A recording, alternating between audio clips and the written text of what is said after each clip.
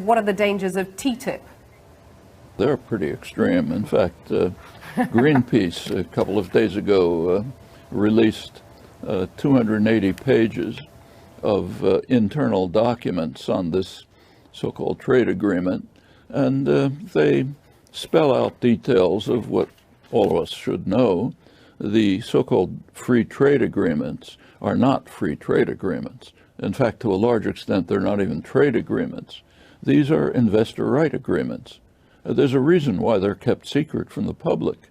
And as soon as you look at them, you see why. Notice I say secret from the public, not secret. They're not kept secret. They're not secret to the corporate lawyers and lobbyists who are writing the detailed regulations, of course, in the interests of their constituents. Doesn't happen to be the public of the world or their own countries. So these are highly protectionist for the benefit of private power, so-called intellectual property rights, effectively raise tariffs. They're called patents, but which have an enormous impact on economies, wonderful for pharmaceutical and media conglomerates and others. The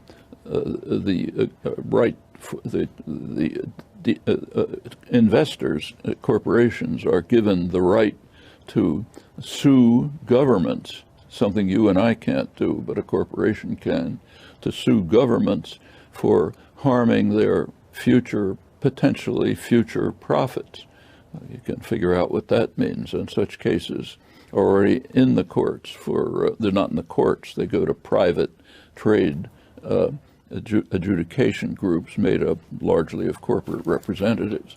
They're already going on with NAFTA, and we can expect more of them. There are provisions that undermine efforts at regulation, including, incidentally, regulation of environmental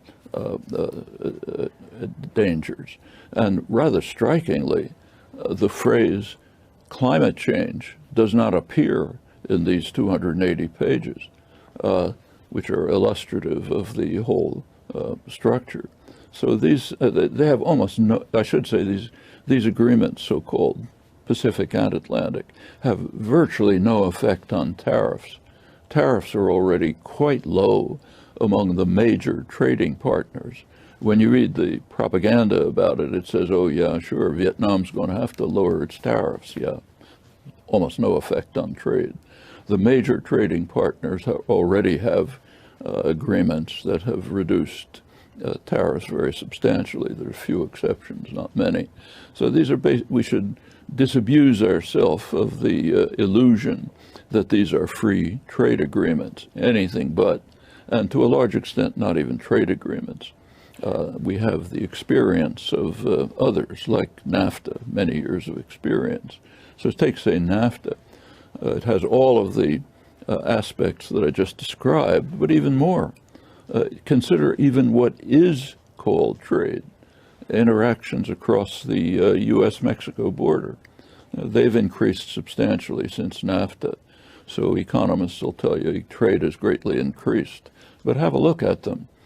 So, for example, suppose that General Motors produces parts in Indiana, sends them to Mexico for assembly, and sells the car in Los Angeles.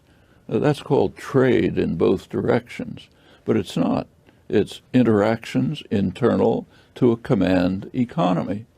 It's as if during the days of the Soviet Union, parts were made, say in Leningrad, sent to Warsaw for assembly, and sold in Moscow. We wouldn't call that trade. That's interactions internal to a command economy.